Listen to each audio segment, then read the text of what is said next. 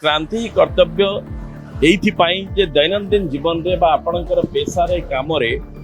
जदि व्यक्तिगत आपण जहा करूचंती ता भितरे प्रत्येक दिन कुछ परिवर्तन आनिबे समाज रो भलो को देखिकी मते लागुची यहाँ ही प्रकृष्ट क्रांति हब। ए क्रांति दिवस रे युवा शक्ति तरफ रु जो कार्यक्रम आयोजन करा जायछि आ यार जो प्रसंगटी रखा जायछि ये प्रसंगति अत्यंत समय उपयोगी मु कहबी प्रासंगिक जे क्रांति ही कर्तव्य और अर्थ नुह जे क्रांतिर भावार्थ यदि आपण खोजिबे ये होछि परिवर्तन गोटे बदलाव आनिबा किंतु मु जहा बुझे जे क्रांति कर्तव्य एइथिपाई जे दैनंदिन जीवन रे बा आपणकर पेशा रे काम रे जदि व्यक्तिगत आपण जहा करूचंती ता भितरे प्रत्येक दिन कुछ परिवर्तन आनिबे समाज रो भलो को देखिकी मते लागुची यहाँ ही प्रकृष्ट क्रांति हब। जेनजी युवा शक्ति एबे जो टर्म सब आसीची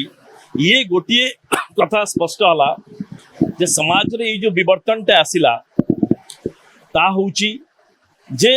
ए युवक माननकु छात्र माननकु आपण छोटू भाबिकी जे जा आसिला गोटे उपदेश देकी पळेबो